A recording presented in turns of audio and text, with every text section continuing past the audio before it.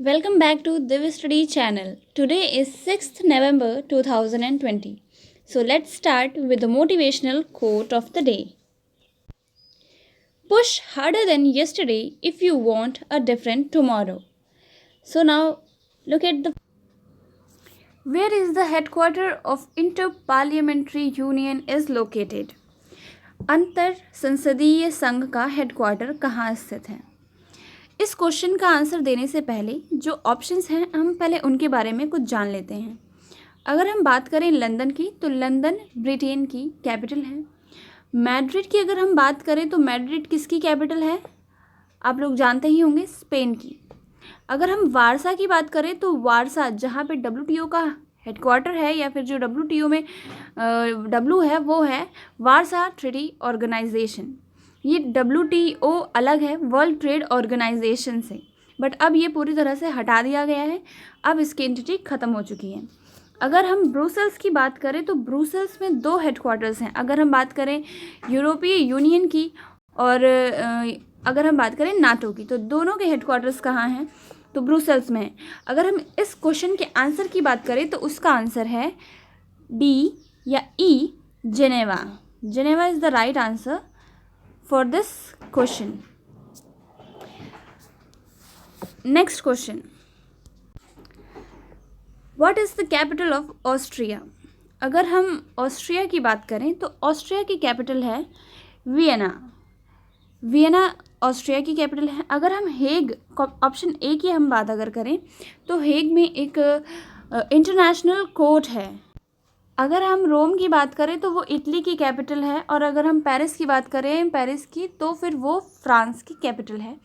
France में ही unity of statue of liberty है। तो अब यहाँ पे ऑस्ट्रिया की बात क्यों हो रही है? क्योंकि ऑस्ट्रिया में भी फ्रांस की तरह एक आतंकी हमला हुआ है और वहाँ पे भी 4 से 5 लोगों की जान जा चुकी है। और ये अनुमान लगाया जा रहा है कि ये हमला भी इस्लामिक कंट्रीज़ या फिर इस्लाम के वजह से हुआ है। Question, 4th question. Indian naval ship Airavat reaches port Sudan under mission Sagar 2। ये सागर 2 इंडियन नेवल शिप है जिसका नाम है एरावत। वो अभी सूडान के पोर्ट पर पहुंची है और इस मिशन का नाम रखा गया है सागर 2। अगर हम 5th क्वेश्चन की बात करें तो the navies of India, the US, Japan and Australia, जिन्हें हम क्या कहते हैं? जिन्हें हम लोग कहते हैं, जिन्हें हम क्वाड कंट्रीज़ कहते हैं। ये वही 4 देश हैं। हम चलिए इसमें क्या बात है, यहाँ इनके साथ ही मालाबार एक्सरसाइज भी होगी जो इंडिया के साथ होगी, इन 3 देशों के साथ। So, the navies of India, the US, Japan and Australia began the 4-day long phase first of the Malabar naval exercise in the Bay of Bengal. From the Indian side, destroyer Ranvijay, frigate Shivalik, offshore patrol vessel Sukanya, fleet support ship Shakti and submarine Sindhuraj will be part of the drill. तो इस exercise में India से कौन कौन से जो भी vehicle हैं या फिर इक्विपमेंट्स हैं जो यूज़ हुए उनकी ये बात है। नेक्स्ट क्वेश्चन देखते हैं।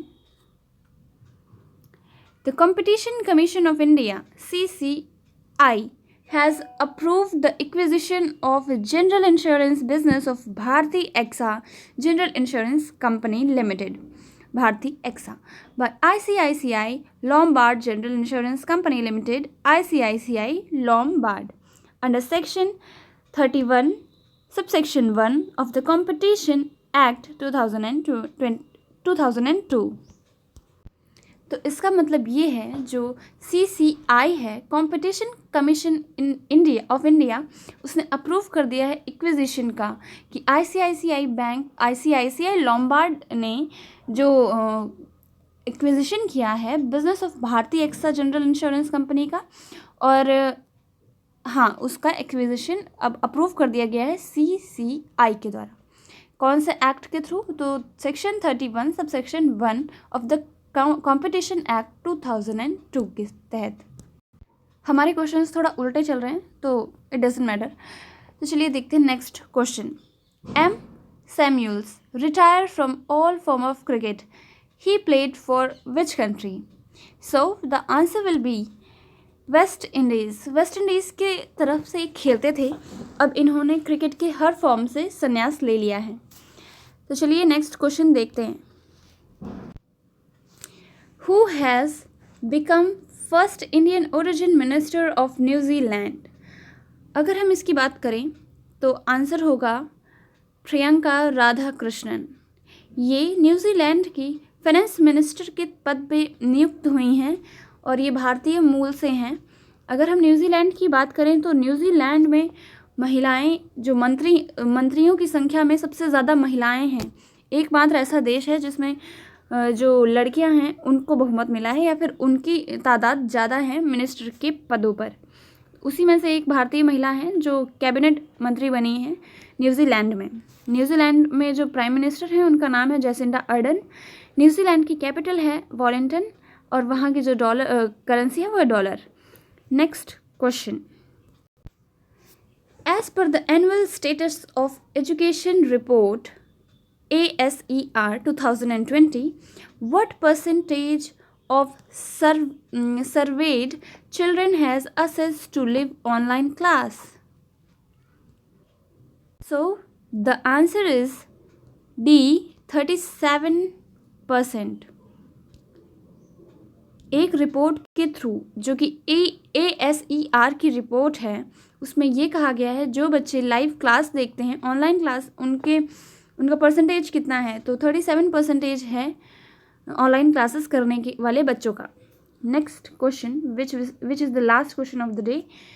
अंतरिक्ष cooperation that was seen in news recently is the commercial arm of which organization? So the answer is B, ISRO. ISRO की ये एक ऑर्गेनाइजेशन है जो कि काम करती है इसरो के अंतर्गत, जिसका नाम है अंतरिक्ष कोऑपरेशन। ठीक है, और ये रिसेंटली न्यूज़ में भी थी क्योंकि इसने बहुत सी चीज़ें लॉन्च भी की हैं। अगर हम इसरो की बात करें तो इसरो की फुल फॉर्म क्या होती है? इंडियन स्पेस रिसर्च ऑर्गेनाइजेशन, जिसका हेडक्वार्टर कहाँ है? So the headquarter of ISRO is in Bengaluru. अगर हम बात करें इसरो के हेड की, so the chairman of ISRO is के सिवान। तो के सिवान जी की अध्यक्षता में इसरो है। सो ये था हमारा लास्ट क्वेश्चन। अगर आपको ये अच्छा लगा हो तो प्लीज़ मेरे चैनल को सब्सक्राइब कर लीजिए और मेरे वीडियो को लाइक भी। Thank you for watching and stay connected with me.